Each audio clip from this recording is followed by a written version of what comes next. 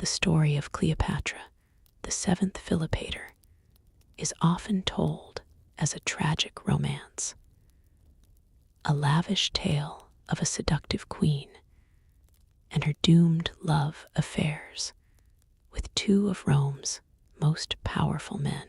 But to reduce her life to mere passion is to miss the point entirely. Cleopatra was, first and foremost, a politician, a strategist of the highest order. Her story is not a love story.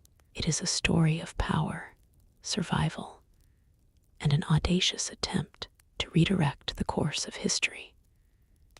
It is the story of how one woman's whisper, echoing through the marbled halls of Rome and the sun-baked palaces of Alexandria, managed to crack the very foundations of the Roman Republic, and in doing so, divide an empire before it was even fully born. To understand the scale of her gamble, we must first set the stage. The Rome of the 1st century BC was a republic in name only. In reality, it was a seething cauldron of ambition, its political fabric torn apart by decades of civil war, the old ideals of the Senate, and the people were being crushed under the boots of legions loyal, not to the state, but to their generals, men like Pompey the Great, Julius Caesar, and a rising, coldly ambitious figure named Gaius Octavius, later known as Augustus. And on the periphery of this Roman storm lay Egypt. The kingdom of the Ptolemies was the last great Hellenistic power, a glittering, ancient land of unimaginable wealth, whose grain was the lifeblood of Rome. But it was also weak, riven by its own court intrigues, and desperately in debt to Roman creditors. The Ptolemies ruled by permission of the Roman Senate, their throne a precarious perch. This was the inheritance of the 17-year-old Cleopatra when she ascended to the throne alongside her younger brother, Ptolemy X. She was a descendant of Alexander the Great's general, a Macedonian Greek who spoke the language of Homer and Plato. But she was also the first of her line to bother learning the language of her Egyptian subjects. This was not an act of cultural curiosity. It was her first calculated move. She understood that her power, her very survival, depended on a base of support that extended beyond the treacherous Alexandrian court. Her first crisis came swiftly. Driven by his regents, her brother Ptolemy XIII forced her into exile. A lesser ruler might have fled to Rome or simply been assassinated. Not Cleopatra. She raised an army in Syria and waited for her moment. That moment arrived in the form of the Roman Civil War. Pompey, defeated by Caesar at the Battle of Pharsalus, fled to Egypt, seeking refuge. The boy king Ptolemy's advisors, seeking to curry favor with the presumed victor Caesar, murdered Pompey and presented his severed head as a gift. It was a catastrophic miscalculation. When Julius Caesar arrived in Alexandria, he was not pleased. He wept at the sight of his former son-in-law and rival's head. He occupied the royal palace, declaring himself the arbiter of the Egyptian throne dispute. This was Cleopatra's chance. The most famous meeting in ancient history was not one of open gates and royal procession. It was an act of clandestine genius. Knowing her brother's forces controlled the harbors and palaces, she had herself rolled up inside a linen sack, an apocryphal, but perfectly symbolic detail, and smuggled directly into Caesar's private chambers. Imagine the scene. The most powerful man in the world, surrounded by the opulence of a foreign palace, is presented not with a weapon, but with a living, breathing woman, unrolling herself at his feet. She did not come as a supplicant, but as a partner. She was 21, brilliant, and fluent in multiple languages. She did not just offer her body, she offered him Egypt. She presented her case with a lucid, political intelligence that captivated the 52-year-old general. She was the legitimate heir, she argued. She could secure the grain supply, fill his war chests with Egyptian gold, and provide a stable, loyal ally on Rome's most vital frontier. In that single night, the alliance was sealed, not just in bed, but in strategy. Caesar, the master of realpolitik, saw in her the perfect instrument to secure the East. The subsequent Alexandrian War, where Caesar and Cleopatra were nearly overthrown, only cemented their bond. Ptolemy XIII was defeated and drowned in the Nile. Cleopatra was restored to the throne, now married in name only to another young brother, Ptolemy XIV. But her true partner was Caesar.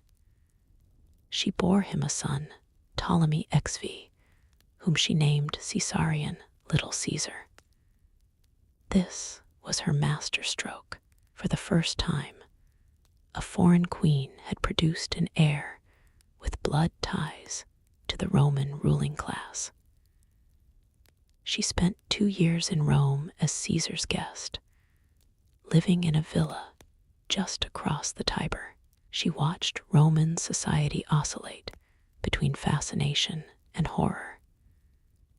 She saw how her presence and the statue Caesar erected of her in the temple of Venus Genetrix inflamed republican fears of monarchy.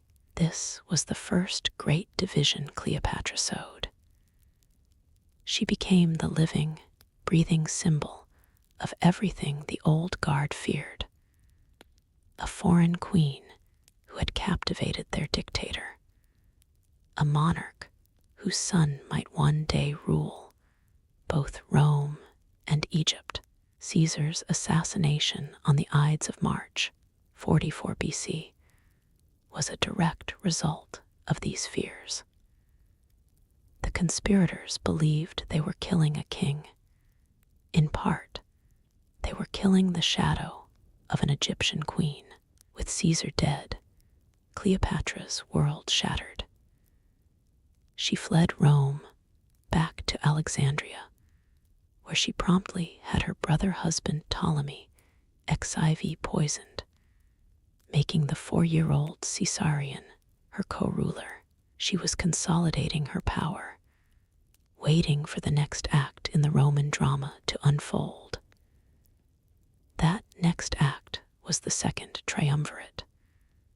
Octavian, Caesar's cold and cunning great-nephew and heir, Mark Antony, Caesar's charismatic and ambitious master of the horse, and the feeble Lepidus. After defeating Caesar's assassins, they divided the Roman world. Antony took command of the wealthy East, and it was in the East that Cleopatra's whisper would find its most receptive ear. Antony summoned her to Tarsus to answer for her perceived lack of support during the war against the liberators. Cleopatra knew this was not a summons to be obeyed, but an entrance to be staged. She did not come as a subject, she came as a goddess. Her barge, described by the historian Plutarch, was a vision of unbelievable luxury, with a gilded stern, purple sails, and silver oars. It drifted into the city like a vision from another world.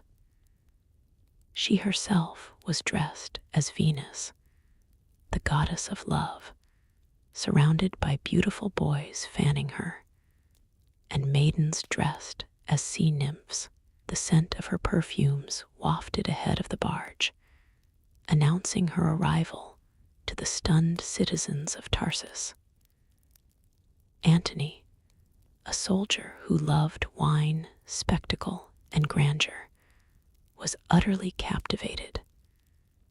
But again, this was not mere seduction, it was a negotiation. Over a series of lavish dinners, she laid out her case, just as she had with Caesar. She was the key to the East. She had the wealth, the fleet, the grain. She could help him achieve his grand ambition, a war against the Parthian Empire, Rome's great eastern rival. A victory that would eclipse anything the dull Octavian could accomplish in the West. Their alliance became a partnership, a marriage in everything but Roman law, which forbade him from marrying a foreigner. She bore him twins, Alexander Helios and Cleopatra Selene. Together, they ruled the East from Alexandria, creating a court that was a dazzling fusion of Greek, Egyptian, and Roman culture. But it was a single, breathtaking political event that truly cleaved the Roman world in two: the donations of Alexandria. In 34 BC, in a public ceremony of unparalleled theatricality, Antony and Cleopatra sat on golden thrones before a mesmerized crowd. Antony declared Caesarion to be the legitimate son and heir of Julius Caesar, a direct challenge to Octavian's inheritance. He then proceeded to distribute vast kingdoms to Cleopatra and their children. Cleopatra was proclaimed Queen of Kings, and her son Caesarion, King of Kings. Their children with Antony were granted titles over Armenia, Media, Parthia, Cyrenaica, and Libya in one grand gesture. Antony was not just dividing territory. He was creating a new Roman-Egyptian empire with an Eastern, Hellenistic monarchy at its heart, and Alexandria as its capital. In Rome, Octavian seized on this as the ultimate propaganda tool. He did not present it as a political or military rivalry. He presented it as a war of civilizations. He portrayed Antony as a man enslaved by a degenerate Eastern sorceress, a drunkard who had forsaken his Roman wife, Octavian's sister, Octavia, and the austere virtues of the Republic. He read Antony's will likely forged or stolen to the Senate, which purportedly demanded he be buried in Alexandria beside Cleopatra. The Roman people were horrified. This was the ultimate confirmation of their deepest fears. Antony was no longer a Roman. He had become the puppet of a foreign queen who sought to move the seat of power from the Tiber to the Nile. Octavian, the master of public relations, had successfully turned a complex power struggle into a simple, moral crusade. The Senate, now firmly under his control, stripped Antony of his powers and declared war not on Antony, a Roman citizen, but on Cleopatra. It was a brilliant legal fiction. The war was to be against the foreign threat, the Egyptian woman. The final act played out at the Battle of Actium in 31 BC. The details of the battle are shrouded in myth, largely due to Octavian's masterful spin. The common narrative is that in the heat of the battle, Cleopatra's 60 ships suddenly broke through the line and sailed for the open sea, and Antony, seeing her flee, abandoned his own men and followed her, a man possessed. The truth is likely more strategic. Trapped and outmaneuvered by Octavian's brilliant admiral, Agrippa, their supply lines cut, their cause was lost. Their fleet, massive and cumbersome, was no match for Agrippa's lighter, more agile Liburnians. The breakout was likely a desperate, pre-planned attempt to save what they could, their treasure, their persons, and regroup in Egypt. It failed. A year later, with Octavian's legions at the gates of Alexandria, the end came, facing certain humiliation in a Roman triumph. Both Antony and Cleopatra chose their own ends. Antony fell on his sword, dying in Cleopatra's arms. Octavian, wanting her alive for his triumph, tried to negotiate with her, but Cleopatra had one final move. After paying a visit to Antony's tomb, she, according to legend, allowed herself to be bitten by an asp, a sacred Egyptian symbol of divine royalty. Her death was her ultimate victory over Octavian. She denied him his greatest prize. More importantly, she sealed her own legend. She died not as a defeated prisoner, but as a pharaoh, joining her ancestors and her beloved Antony in the afterlife. The empire was now divided, but not as she had planned. Octavian, soon to be Augustus, absorbed Egypt as his personal imperial province, its vast wealth financing his new regime. The Roman Republic was dead, replaced by the Roman Empire, with a single, all-powerful emperor at its head. The East-West divide that Cleopatra and Antony had embodied would continue to simmer for centuries. A fissure that would eventually lead to the permanent split into the Eastern and Western Roman empires. Cleopatra's whisper was not a whisper of love. It was the whisper of a geopolitical vision. It was the idea that Rome did not have to conquer the East. It could merge with it. That the future could be a partnership between Roman order and Hellenistic culture, between legionary discipline and ancient wisdom.